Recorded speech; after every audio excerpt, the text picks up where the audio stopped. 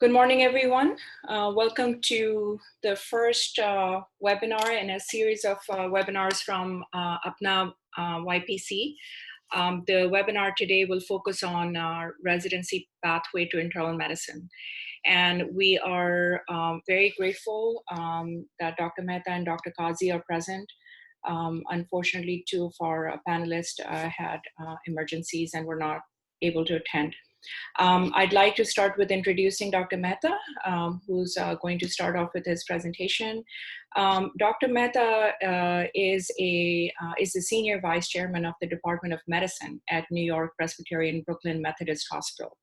He's also the Chief Medical Information Officer and an Associate Professor of Clinical Medicine at Weill Medical College. He's board certified in internal medicine, hospital medicine, and also hospice and palliative care. He's also certified in information technology and artificial intelligence in business. Dr. Mehta prior to coming to the US from India, was trained in Technical School of Engineering, and then he went on to study medicine. Not a usual pathway for most people from India or Pakistan. And he actually initially trained in OBGYN and then moved here for his further training. So we're very grateful to have him here. Dr. Mehta and I had spoken, and he's done multiple webinars for international medical graduates in guiding them to a pathway in internal medicine. I'm also very excited to introduce Dr. Kazi, who's from UT Southwestern Medical Center and part of the Department of Medicine where I work.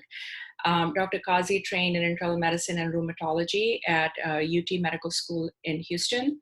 He is the Vice Chair of Education and Program Director of the Internal Medicine Residency Training Program at UT Southwestern. He also serves as the Chair of the American Board of Internal Medicine Rheumatology Board.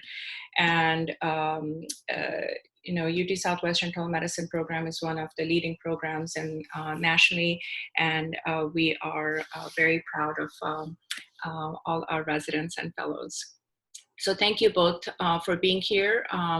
We are recording this seminar, but we will post the video after review. So I'll give the floor to Dr. Mehta to go ahead and start. And then for questions, please put all your questions in Q&A. There will be no live questions. I will moderate the Q&A session. We will spend significant time for question and answers.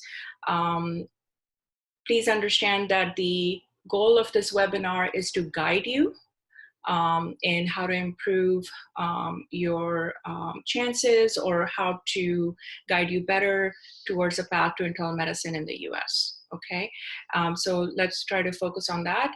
Dr. Mehta, the floor is yours. Thank you so much for that introduction, and good to see Dr. Kazi. Welcome you all. I still remember that short time ago or long time ago, I was in your shoes. And as you see that I was an OBGYN, was able to get into the OBGYN, but did not get my visa. So by the time I came in, it was August, and you can imagine that how much anxiety you go through. So I have not forgotten those days. I'm going back to those days when I speak to all of you. The only one answer I'm going to give you that there's no magic bullet. So if you understand that aspect, I'll try to go through, and then I'm sure that Dr. Kazi will expand onto that. So when we are talking about the residency match, you need to be prepared. And I'm sure you are prepared. We used to have USMLE 1, 2. There will be lots of changes, but I believe that most of you might have done the USMLE 1. People may ask you for the US clinical experience. If you can have, it will help. If you don't have it, at least you can do some research and publication. And even if publishing a case report will be sufficient. We will talk about that when you go to the interview, and if you have even one case report, what to present and how to present. Because if you have gone through a research, you will have a journey and you will have an experience, and that you should share, rather than just saying that I was working on pulmonary hypertension. Your extracurricular activities does have some importance and you should try to mention. When I say always be prepared, always be prepared. I always ask people to have elevator pitch, meaning that if you join me in the elevator on the first floor and we reach to the seventh floor, by that time you should be able to convince me who you are and why I should be taken. Obviously, timing is important. Make sure that your documents are ready. You should search for the program. I have seen people who spend thousands and thousands of dollars just applying random program. Uh, you are smart and you should be able to find out that which program has what criteria. What is the purpose when you're applying? What program looks in an application? So at least for me, when I came in, I never thought about my program director. I thought about me that, hey, I have done so much coming from India that, oh, I did thousands of surgeries, right? I have experience and I have scored and everything. But I did not think of my program director, what he is looking for. So that is the one question you should always ask, that what is program looking into me? And how can I be that candidate, right? So I will give you some facts and data because I was not aware that exactly what's happening, what kind of, competition I have. So you don't have to memorize any of these things. This is just to show you that there are more applicants and there are less positions. If you can understand that much, it is good enough to start that, yes, there's more than one candidate per application. This is what we are talking about, that how many people are applying and how many people are getting into it.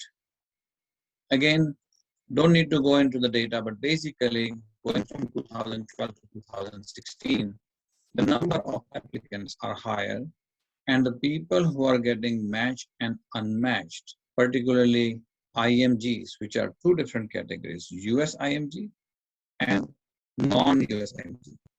Our matching is going to be 50 to 60%.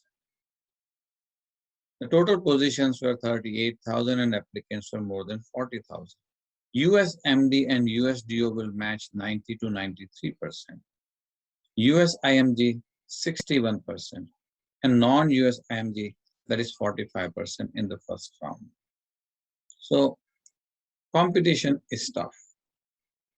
There was a survey done of the program directors. What are they looking before the interview? So when you are applying, try to think about it, what program director is looking. So then what program director is looking at? Obviously, some of the scores will be gone. The letter of recommendation in the specialty, right? So letter of recommendation will be important. And I do have a slide that what should be written in the letter of recommendation. Your performance as a medical student, USMLE 2 score, grades in the required clerkships. Personal statement, it does have some importance and probably this is another area where we need to spend more time. Class ranking, if you have it, make sure that you mention it. Failed attempt. I get a lot more, people who do not match. And whenever I ask them what happened, they always have a reason. We should discuss that. If you have ever been asked that what happened, why I failed, don't try to give any explanation that I was sick, my father was sick, or this happened, that happened. Just own it. Say that, yes, I failed, and that taught me the best lesson in my life, and now I'm prepared. Grades in the clerkship, evidence of professionalism and ethics. Personal prior knowledge of the applicant. So if you're rotated somewhere, this is the best place for you to apply. Leadership qualities. Many times people do not mention, even if you have the extracurricular activity, you're captain, team player, right? If you have done additional electives, consistency of the grade. So won't believe that my program director used to turn back and look into your scores into every single aspect. And we can move on quickly. The personal statement is about you and it should be telling what is, as a writer, you are informing, influencing and inspiring someone, who you are, what you have to offer and what makes you different. That is more important. I have known so many program directors and chairmen who get so turned off when you start writing your story that when I was. And the moment they see, I see their faces, and he gets so angry, saying that I don't care what you did back home. I want to know what will you do here. And again, that becomes a kind of habit. So be careful when you start writing what way to promote yourself and when to bring it into your personal state. You need to bring out your characteristic that who are you? Are you a teacher? Are you a communicator? What passions you have? What other character traits you have? And if you're writing something, your letter of recommendation, and when you enter into the interview, that person should feel that yes, what he wrote is absolutely right. I'll share one opening statement of one of the letters. This is for the college application. But that gives you some idea that in a time where a spark of fear can lead to a terror, a tear can create a tsunami of sorrow, yet a single smile can overcome it all. The most valuable asset I can bring to Harvard is a fluid mindset, overflowing with curiosity, passion, and optimism. To the diversity of my experience, surroundings, and literature, I'm lucky enough to possess a mindset that allows me to take risks, empathize, and open change. I learned to inspire a similarly diverse student body to become fearless change agents and create a network of leaders who impact the world through the passions. So think about it. When you see that opening sentence, you want to read more about it. And it also tells the person that who you are, what will you bring onto the table. When someone is writing your letter of recommendation, they should be telling you about your interpersonal skill because that is what ultimately matters. So can you communicate well and interpersonal skill? I cannot press enough that if you are planning for interview, start talking to your friend as if you are giving interview. What are your positive points in the medical school? Work ethics, clinical skills, fund of medical knowledge, relationship with the colleagues and staff, how the patients perceive you, dependability, level of responsibility, efficiency and time management, easy to work with, voluntary experience, community involvement, medical research and experience. And rather than superior, try to use the word outstanding. Again, quickly, we think that, oh, we have done a lot. But if you really compare yourself to the US MG versus non-US MG, the number of studies and research they are doing is far superior because they start doing the research very early.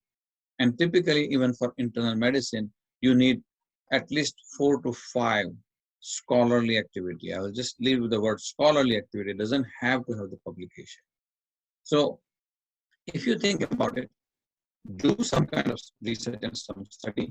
At least I was not familiar about it and I did not do much about it.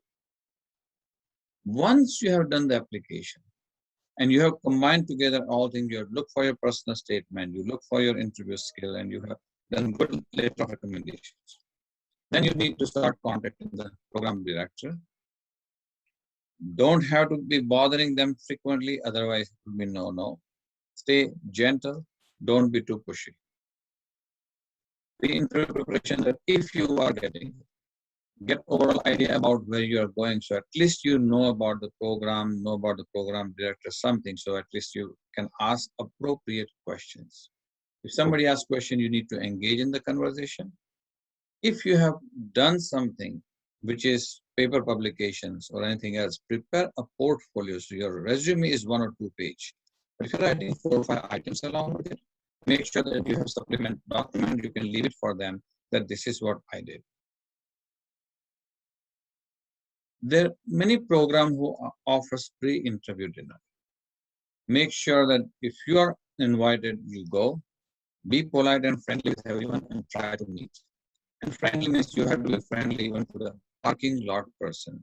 We have people who lost their offered job because they were not nice to the parking attendant. Because somewhere, if someone is already complaining, that means the major thing happened. Ask relevant questions, try to learn about the people in the program, and give chance others to speak. When you are going for interview, somehow we are not prepared. At least I wasn't ready for the interview and nobody told me how to give an interview. One thing if I can tell you that you have to be present in that interview. If you are passionate about something, show it. Show enthusiasm, confidence. You have to be comfortable both sides. If you can be captivating, people will love you. And if you are saying something, it has to be authentic. There is a full TED talk on how to prepare yourself, how to boost your confidence. There are postures which are any open posture which you can do before going to the interview will improve your hormones, which will make you confident. Maybe some other time we can talk about. During interview, be polite, humble, and friendly. Smile, smile, and smile. Show enthusiasm that yes, you are really willing to come. Present yourself clearly as much as possible. And programs are looking for the team player and the hard work. What are the common questions? Tell me about yourself. Why this program? Why this particular field? Your strengths, your weaknesses, the dilemma you faced. And there are other questions which possible, which could be, tell us about the major challenges you have faced, or tell us when you have to break a confidence, or what are the difficult communications you have done. Tell me about when you have to create the team. Tell me a time you had to educate a patient and family in some aspect of medicine. What do you think are the challenges facing internal medicine today? So if you can prepare these questions, the answer what you're preparing will be applicable to most of the general questions. So if someone asks, you should be prepared describing yourself, because many people will ask, oh, I should have said that, oh, I forgot. That situation will not. You have given your interview. What will the program look at the time of ranking? Interaction with the faculty during interview and the visit. Your interpersonal skill. Interaction with the house staff during the interview and the visit and the feedback from others. So ultimately, it is how you present yourself. You're a people person, and those are the most important. Sure, your letter of recommendation, your scores, your performance, and everything will be there, right? But your interpersonal skill are the most important. Once you got the interview, that means they are looking something in you to hire you. And with that, I'll stop here. We can talk on each subject as much as you want, but at this moment, I'll give to Dr. Kazi, and I'm sure that he has a lot more to expand on what I said. No, thank you so much. I think some of the things that you covered are really crucial. You know, when I think of it as a program director, I'm looking for people who will fit in well in our residency program. Now, that's a double-edged sword. On the one hand, you want to get some people who will work well with everybody else, whose experience won't be so different that it'll be hard to bring them on in the community of the residency program. On the other hand, we're also looking for people to create some more diversity. People who've had different experiences, done something unusual, or have a background that will enrich everyone else. So there's sort of this tension of having people who will fit well into your program, and also people who will expand the boundaries of your program. One of the things I've sort of noticed is, as I've met people from all over the world, that much more unites us than divides us. So while we may be from India or Pakistan or Lebanon or Egypt or Jordan or Japan or anywhere else, we are all united by our love of science. Some of the books that we have all read, be it Gray's Anatomy or Robbins Pathology or Langman's Embryology, or Guyton's Physiology, we are all united by this language and by this love of science. So I think that creates, in a sense, a level playing field for all of us. We're sort of a club of people who all love medicine and love the fascination of science. Beyond that, we are really looking for people who can step out of themselves. All of us grew up with certain, what should I say, psychosocial strings attached to us about our place in society, who we are. I think what we're looking for are people who can sort of step out of that and be able to take care of the most vulnerable people. Most residency training programs are connected in one way or the other to a county hospital, a county population, people who are very disadvantaged. And I think what we are looking for is sort of this idea that you can take care of anyone regardless of their social status. Sometimes we think of patients who come from disadvantaged backgrounds as somebody who is other than us. And I think we're looking for that humanistic spirit, which says, you know, people are people, humans are humans.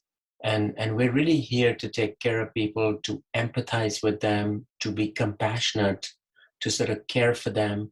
I think if in your personal story, you have a situation where you really showed that you could connect with someone suffering, that it meant something to you, that you could resonate with it, I think this would be important. I can't emphasize enough what has already been discussed, is that your personal statement doesn't need to be, I was born here, I went to this school, then I went here, then I did this.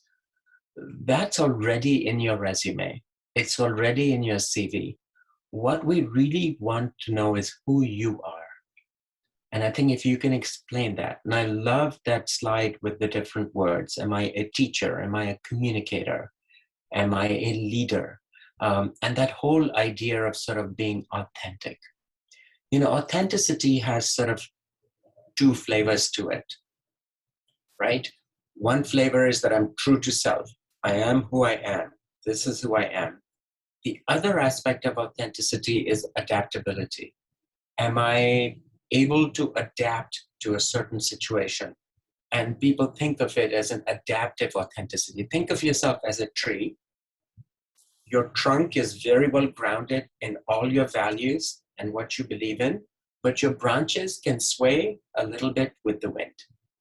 And I think you want to show both aspects of that I am grounded in universal core human values of equality, of the human spirit, of everybody having an equal chance, of disease knows no boundaries, everybody suffers no matter how much they earn, but that you're adaptive, you're adaptable, you recognize that the health microenvironment is different, but your core principles are such that you can work with a variety of populations in a variety of situations. You are agile, you're adaptive, you read situations well, and all of this is sort of the greater universe of authenticity. And we're really looking to understand you as a person because, you know, let us start to look the same. Everybody has good scores. Everybody got an A in all of their rotations. But yes, as Dr. Mehta said, the program director is looking for consistency as well. Sometimes, for me, if someone got an honors in medicine, but they got just a pass in something else, it meant to me that maybe they didn't try. Which is why I'm going into internal medicine, so I'm just going to work hard over here, and I'm just going to slip back in something else. So I think consistency of your grades, of your experience, we're looking for people with raw intelligence. In other words, it doesn't matter what you're doing, you're just doing it well. And that to me means that you will be very adaptive to the environment you find yourself in. You know, when I applied for residency training, I must have applied to about 20 or 25 programs. I looked at FRIDA. I saw the places that are more likely to take international medical graduates. I looked to see whether my scores matched the average scores of what those places would take. And then I applied to those programs. I got about 8 or 9 interviews. I think I did well in most of my interviews, but I wasn't sure. But I was very lucky that I matched at UT Houston. And I think one of the reasons I matched there is that I had already done an elective there, and they knew me, and I actually had a letter from one of their faculty members. So that helped me. But I was the first international medical graduate in that program. And I was very lucky that they took me. But you will find that there are programs that take a substantial number of international medical graduates. I think those are places you should definitely focus on, because you sort of have a greater chance. You'll find places like Hopkins or UT Southwestern, where I am at, or UCSF, where just a minority of people are international medical graduates. If you just focus on only those programs, then your chances go down. I tell our medical students that you should have at least 3 buckets of program you apply to. Those that are your reach programs, that you'd be very lucky to get into them. Those that fit you very well, that the characteristics are consistent with the characteristics you bring. And that's sort of your target programs. And then some safety programs, a few programs where, you'd rather get in than not get in at all. If you remember, you have a 50-50 chance of getting into a position in the US. However, that doesn't tell the real story. The chances are much higher if you're a first-time applicant. The chances are much lower if you're a fourth-time applicant. In our program, we like to at least look at people who graduated within the previous 3 years. We recognize you might do a house job. We recognize that you may have spent a year preparing for your USMLE exams. But if it gets any beyond 3 years, we sort of worry about whether you'd be ready to start. And so we're looking a lot at readiness to start. And that's why I think the clinical experience counts. Or if you worked, you've had a good job, you working in your own local hospital, and you've had a lot of responsibility rather than just shadowing, then I think that means that you're capable of sort of taking care of patients. So these are some of the things that I think are important. I love the fact when people have done some research, and sometimes it's very basic research. You've done community surveys, or you've done a retrospective study of a group of patients. You've had a good mentor. The mentor has a letter. You've done a few case reports. You've even looked at some of the, I'd say, the sociologic aspects of medicine. In other words, people's acceptance of immunization or community surveys. We just want to know that you're curious. We want to know that you know how to present. We want to know that you can look at data and make sense of it, that you have sort of a scientific mind. All of these things separate you from someone else. One of the things I'd avoid in a personal statement is a story that everyone tells. I got interested in internal medicine because I had patient XYZ who had this really interesting disorder, and I realized that internal medicine, is not limited by any one organ. It was a multi-organ disease. Everybody will say that. I'd rather have a personal statement where you said something about your own passion, about your own characteristics, and how it was a theme throughout your whole life. Sometimes one of the people I really enjoyed seeing, someone who was passionate about chess and used the whole idea of deductive reasoning and of decision making based on what they did on the chessboard. And this was a quality that went from chess to taking care of patients. And people have taken these themes. I'm sometimes looking for passion outside of medicine because it translates to within medicine. I'm looking for resilience, perseverance. These are the enduring human qualities that are independent of medicine, but are very applicable to the practice of medicine. So if you can start to craft a story which is not just a historical story, which is not just a story of medicine, but a story about you, about who you are, because that's sort of our biggest fear, is that you may have spent time studying your books and doing really well on exams, but I don't know anything about you. And I really want to learn who you are. So that is probably the best advice I can give you, is put together a package that tells a story, not about what you've done, but who you are and what you will be capable of doing. So that's sort of, in a nutshell. Yeah, wise words with a lot of experience as program director. Thank you very much. Those were very significant advice. And I also learned as a student about curiosity. And I think sometimes we forget to portray that, that we are curious. I am going to welcome Dr. Abby Spencer as well. Dr. Spencer is very well known in the world of medicine. She's the immediate past Vice Chair of Education and Program Director from 2014 to 20, one of the largest internal medicine residency programs in the country at Cleveland Clinics. And I think some of the alumni from my alma mater have had the pleasure of working with her. Dr. Spencer, do you have any words of advice before we open up for questions? And thank you for answering some of the questions that you already have. Hi, everybody. Thanks so much for having me. Yes, I've been trying through the chat to answer what I can.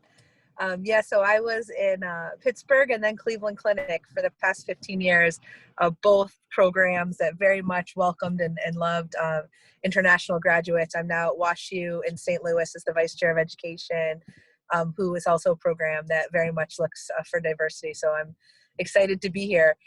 The advice so far has really been outstanding. That slide set was incredible. I was trying to think of what I really have to add with such richness in what's been said already.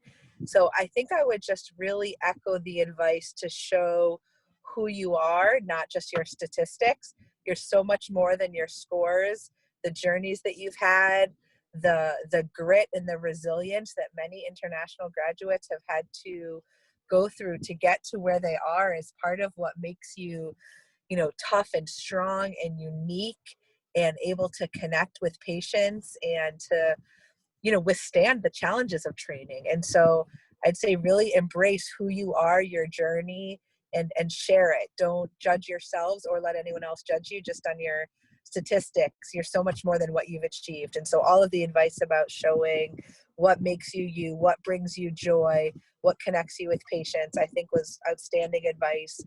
I agree also when you connect with program directors or programs, really letting them know why them, why that program, why that city. If you have relatives there, or you've read the work of a certain faculty member there, or there's something in that city or that brings you, intrigue about that hospital, I think that really matters to show, you're not just looking for a spot, but you really are genuinely interested in that place and that you'll thrive and have connections. And so I think that's important. There were a lot of questions in the chat about research. I think there are programs where that's absolutely very important, and others where they just want to know your clinical skills, your ability to learn, your curiosity, again, your grit, your resilience.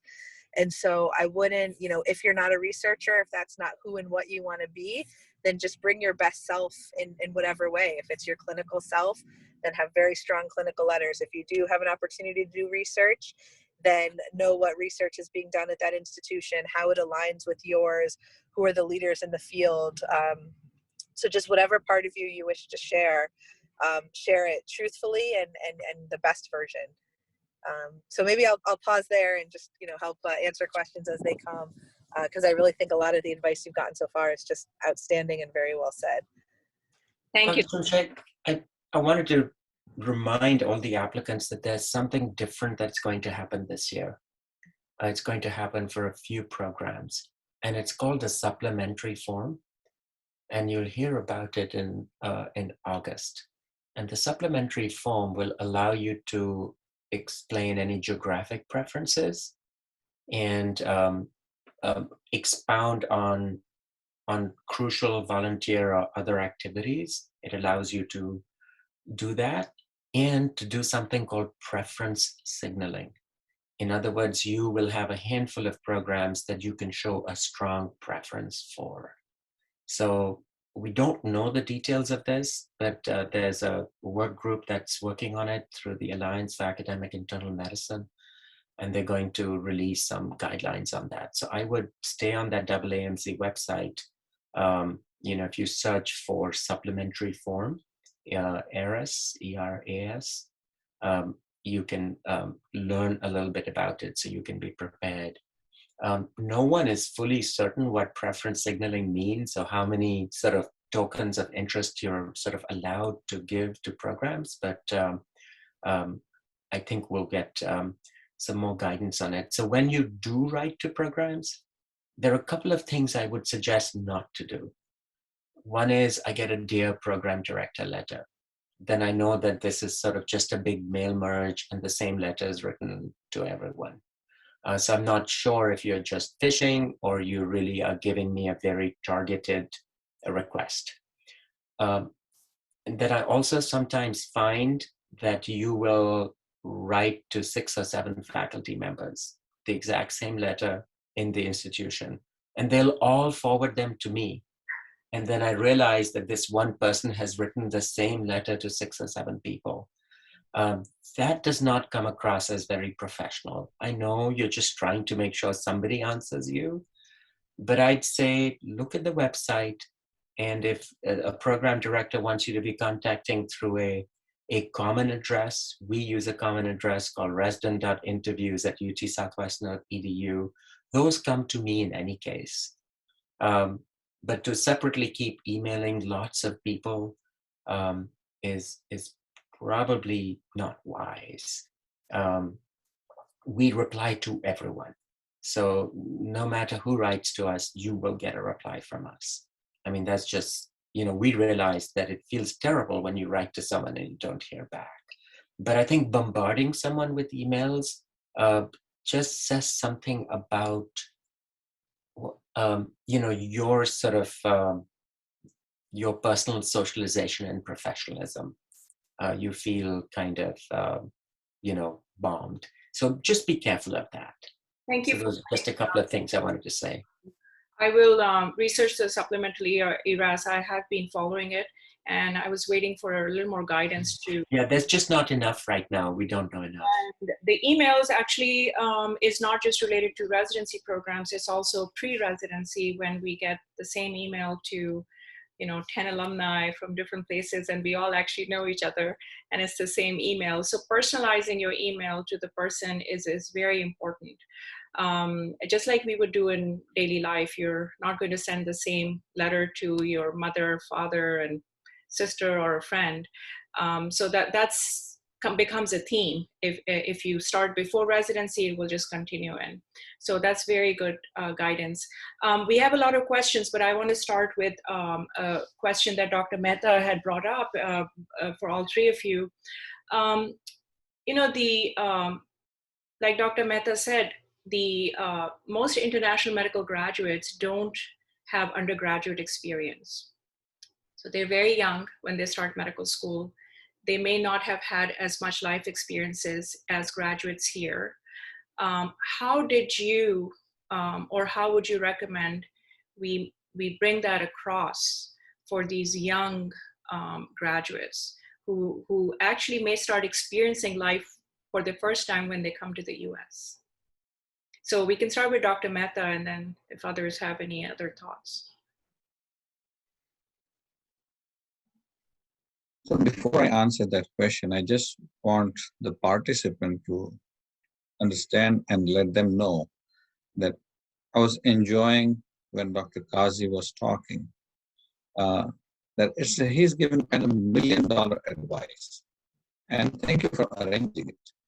And then later on, Dr. Spencer, when she spoke, I think it's mesmerizing for me, and I wish that somebody would have given this lecture. Even this lecture itself will give you all multiple ideas to write about the personal statement or how to answer the question. Because even you can just describe simple what happened, that, oh, I attended this lecture with Dr. Kazi and he explained me. And that's the time I realized that as, young person, I did not think about it, right?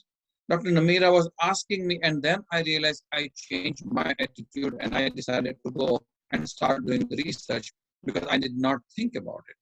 And that's a very genuine answer which anybody will accept it. So the question what she's asking that, hey, you are young, you have no other experience. How will you answer that question? If it is me in your place, I'll say that, hey, listen, I never knew about these things in my program. I was studying from day to night, right? But then when I heard this one, immediately I decided that I will start this research and I will do that.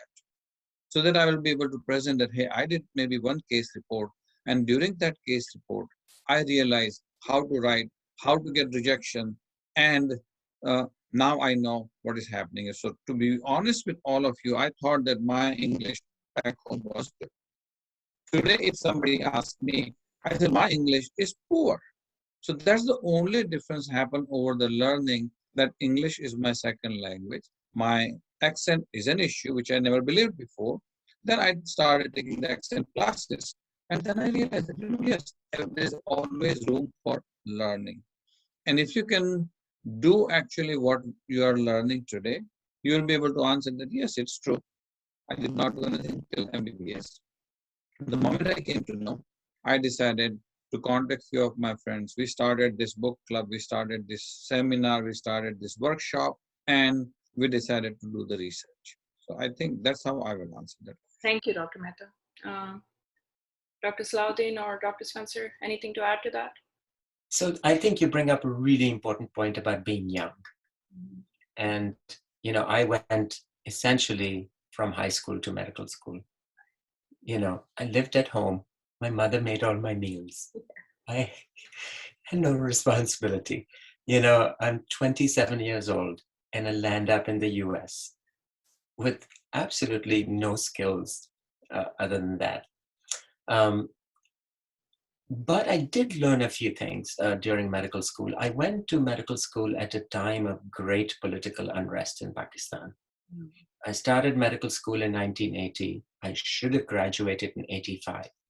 Actually graduated 2 years later in 87 because our medical school would close down because there were so many political protests that the city would close down the medical schools.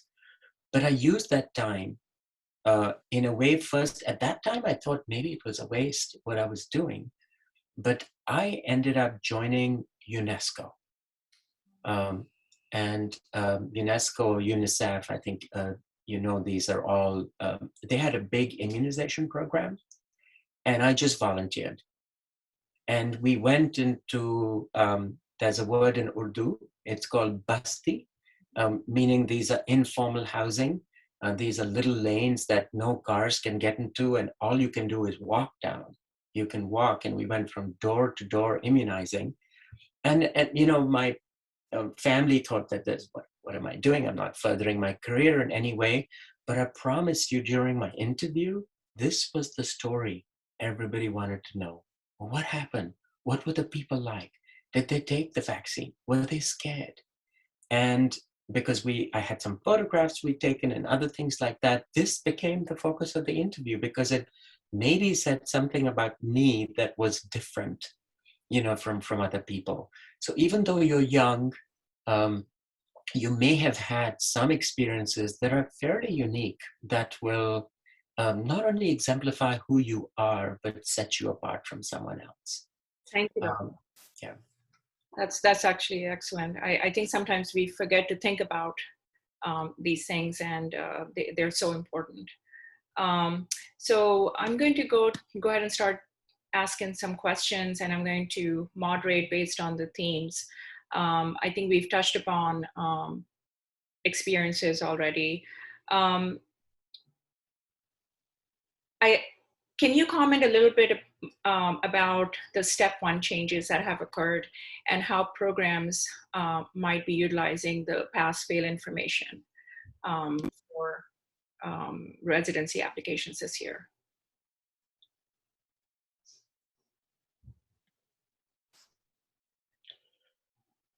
So, I think the whole step one issue has been controversial in that people have wanted something to separate people. I think part of the reason that they sort of went away with it is that although step one does predict your chances of passing the ABIM boards, there is not a good relationship between step one and your success as a physician. And so the whole idea is that step one represents a floor, that it represents, if you've passed it, it means you've met the floor, and we're not sort of looking for a ceiling, that you have the necessary requisite knowledge. This sort of this was the only thing that was used sometimes to separate international medical graduates from US medical graduates, that at least I know their medical knowledge is good, because their step one score is, 235, 240. At least it's not 199 or 2 or 3. That this is someone who I don't know anything else about them, but I at least know they have that. So right now, I think that burden will fall on step two. So step one will go pass fail, and step two will sort of become what people will look at. I think it would be advantageous for international medical graduates to have done step two, because I think it'll be the default mechanism people will use, even though we are all saying, let's do a holistic review of the application. Let's stop looking at this score and that score. I think eventually we'll get there, where we'll have to look at people holistically and not just at statistics. Then what will become very important is the MSPE, your medical school performance evaluation, your comments, your narrative comments. So it'll be interesting. I think what happens is that since each of you can apply to multiple programs, I have about 55 slots every year. I get 6,000 applicants. How do I sort through all of them? How do I read every one of those applications? Very difficult to do. So you start using numbers to separate people. So that one thing is going to go away, step one. So it'll be interesting. I think that's why the personal statement's going to get so important. Thank you. So a lot of questions regarding clinical experience in the US and how to manage that under the current pandemic situation. And, is one's experience in their homeland enough? Is observership okay? So there's so many aspects to not doing a US clinical experience. If maybe we can start with Dr. Spencer and then have others chime in. Sure, it's a great question, and I think traditionally having US experience definitely gives anyone a leg up, both from being able to understand electronic health records to the network that you make, people who can vouch on your behalf. And not being able to do that with COVID, I think, has been really tough.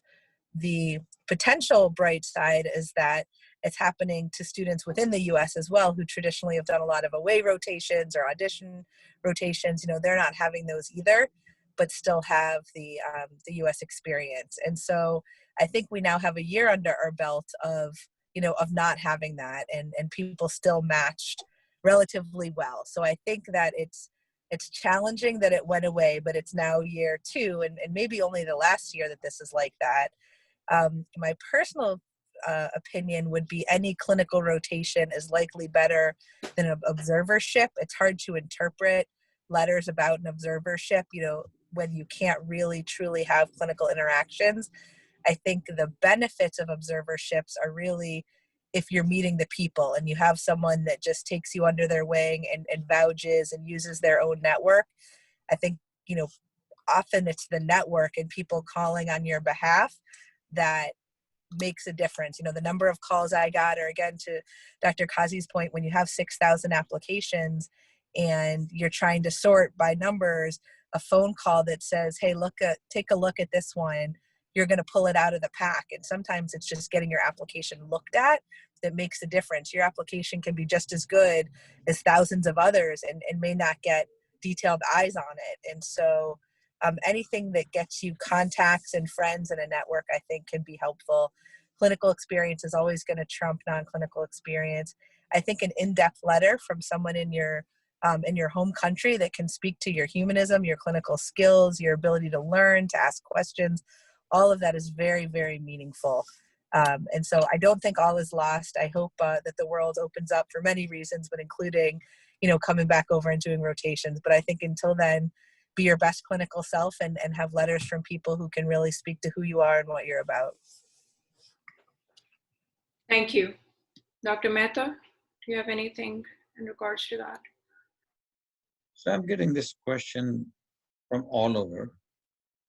I do caution that people started paying $4,000, $1,800 for those rotations and get a certificate, but make sure that that certificate says that that's a private physician.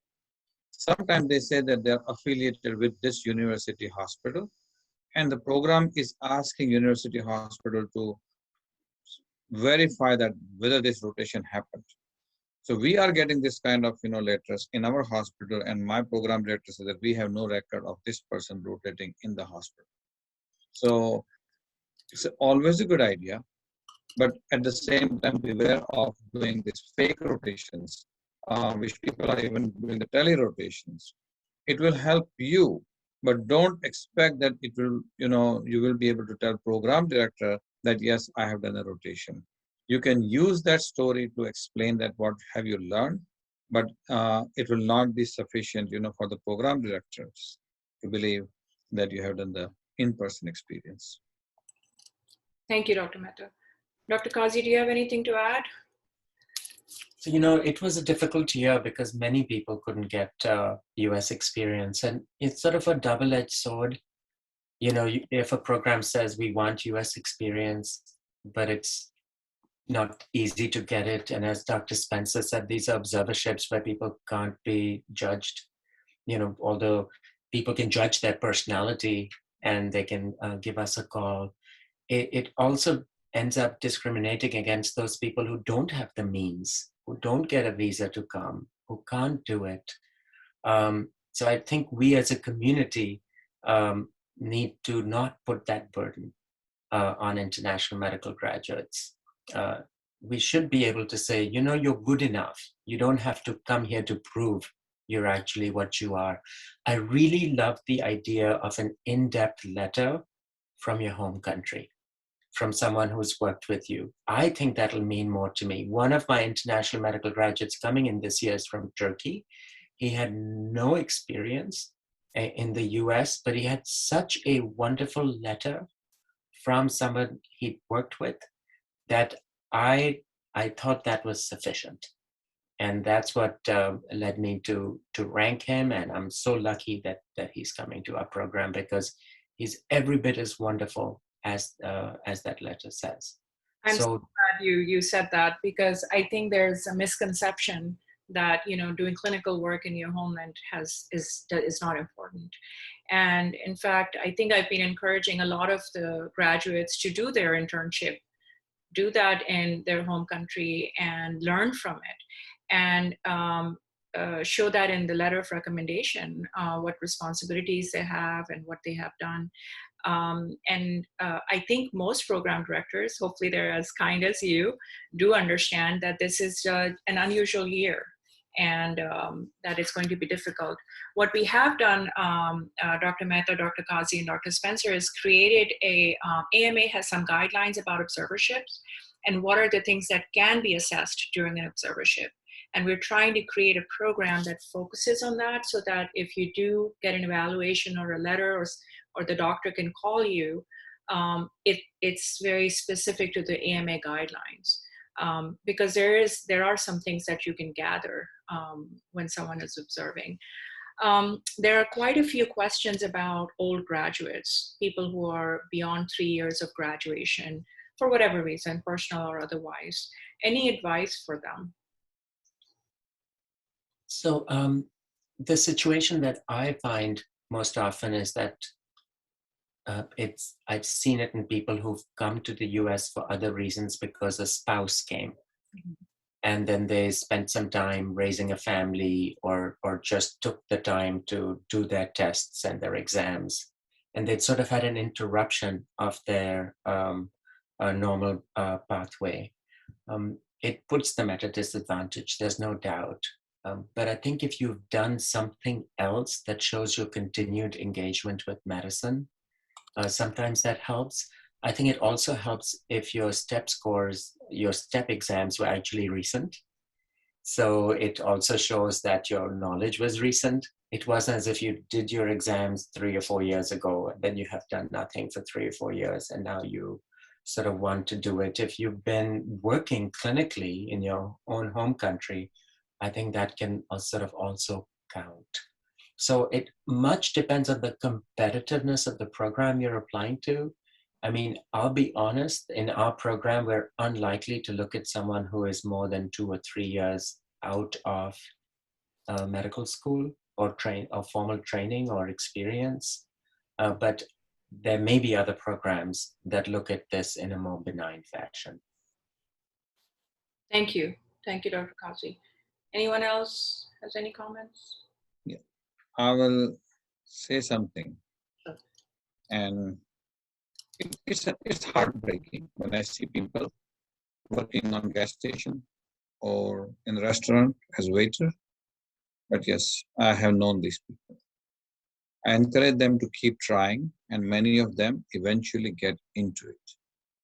The best thing is to do is to go and work in medical field. So there is a clinical documentation improvement, CDI programs available. There's a quality improvement programs available in the hospital. People ask for some kind of research assistant. So if you can get something which is paid job, even though it is not as a physician, better to do something in the healthcare industry. I have also advised people to continue doing either MPH, MBA, or something similar or IT related, right? And then the last thing, if you know that you don't have this, will to continue, maybe apply to the PA school or nurse practitioner school. What you'll be doing at the end of PA will be exactly the same. So keep your ego a little bit aside. Evaluate the situation because you may still have to feed your home, so you have to work for. And in that work, if you can get to this department of the hospital, somebody will look at you and they say, hey, come, let's see what can you do. So IT, MPH, CDI, quality research, those are the hospital. MPH, MBA will be paid. Schools could be online where you can work for 4 or 5 days and then go weekend courses. And the last thing is that maybe join PA or NP school. Because I know few people who are still struggling after 3 years. By this time, they would have been completed their PA. Thank you, Dr. Mehta.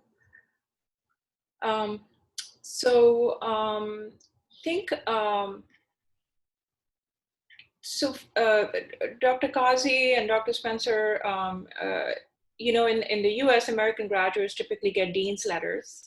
And it's a little bit different for IMGs.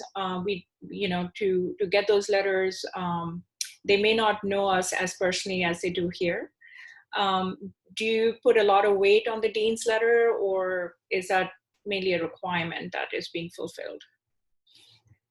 I think that international medical schools have got they have modernized their letter writing. And I find over and over again now that I see dean's letters that look almost like they were US dean letters. They're really well done. They show the same graphs of, honors, near honors, high pass, pass.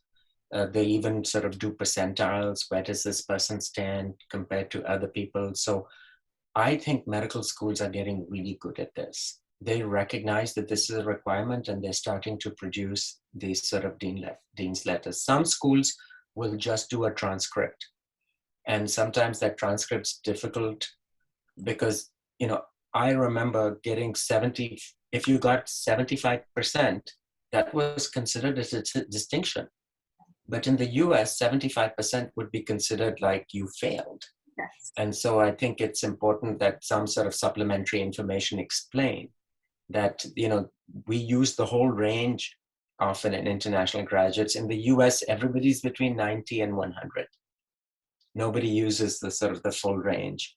So again, I would, if you think that your dean's letter or your transcript's going to disadvantage you, talk to someone, your official in your institution, and say, can you put together an explanation? You know, make sure that that translations are also good, that things are appropriately translated. Thank you. Thank you very much. There are some questions about certification. I don't know why they're asking. Yeah. So those, you know, this year, this was an issue. Yes. But we said as long as you are ECFMG certified before the rank order list deadline, we will rank you. Okay. So that's what we had said. I don't know, Dr. Spencer, if you had done anything different. No, I mean, as far as the last question with the transcripts, I think many still come with hours given on transcripts, and I think hours are really challenging to interpret, especially for program directors who did not train internationally. So I do think when there's a letter that explains what that means, how you did, because otherwise I think people just sort of flip the pages. Like, I don't know what to do with the number of hours. And does that mean if you did it in less hours, does that mean something versus more hours? I think sometimes gold medals can be challenging to interpret. A lot of letters will internationally talk about different gold medals. And, you know, I think, again, for PDs that didn't train internationally, a lot of those things can be hard to interpret. And I think that's where the clinical letters really come in very handy, that just say, this person is wonderful at the bedside, they're curious, they want to learn, they take feedback, all of those things, with or without a dean's letter. You know, for the schools that are adopting more of a dean's letter, it certainly makes it easier for PDs to interpret. For those who don't, if there's strong clinical letters that say the strengths and kind of explain how they did, that helps too. As far as the certifications, I don't know that I have a good answer for that either. I'm not sure what those mean. I worry I'd say the wrong thing. Yeah, so the, you know, ECFMG certification requires that you do, you know, that you do both step 1 and step 2, pass them. The clinical skills has gone away now. You have to do the clinical skills also. Once you did all of 3 of these things and you graduated from your medical school, then they gave you an ECFMG certification that you are ready. It's like the last stamp in your passport. That sort of got delayed, and there was another pathway they had for people who couldn't do the clinical skills. You had to be part of an international consortium that sort of agreed to this. I think all of this will sort itself out. I am not worried about it. So I wouldn't want anybody to worry about it. Okay, thank you very much. It's almost at the hour. I'm going to ask one last question because I know it'll be asked many times before we end, and thank everyone.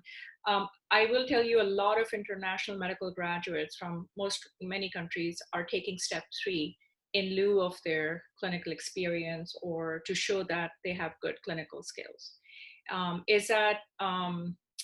Is their perception similar to the program directors or the faculty that is looking at them as applicants? You know, when I look at step 3 is important if you're going to get an H-1B visa. Okay. Yeah, so that's really its only value. I don't think its score matters, in my view. I don't know what anybody else thinks. Yeah, I mean, for us, for licensing, it's pretty much a pass-fail. So, but I think for H-1B, we know that it's required. But it sounds like if you have step 1, 2, and 3, you're still focusing more on the step 1 and 2, the letters, the personal statement, and their transcripts. Excellent.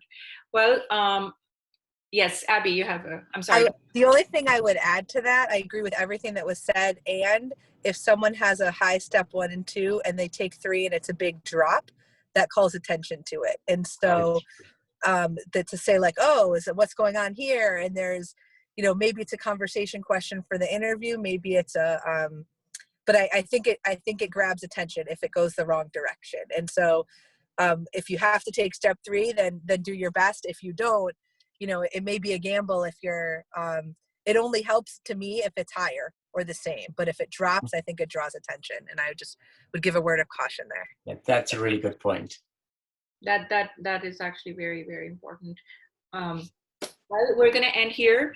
I want everyone to understand that Dr. Kazi, Dr. Spencer, and Dr. Mehta have taken out time specifically and especially to be here to give us guidance. I really, really appreciate it. And I'm so grateful to all 3 of you for all your advice. Dr. Spencer is visiting and has taken out time for this. I'm very, very grateful. And I know Dr. Kazi and Dr. Mehta are also very busy doing a very important work, both for residents and giving guidance to others. So if there are any questions left, you can send them to me at ypc@appna.org.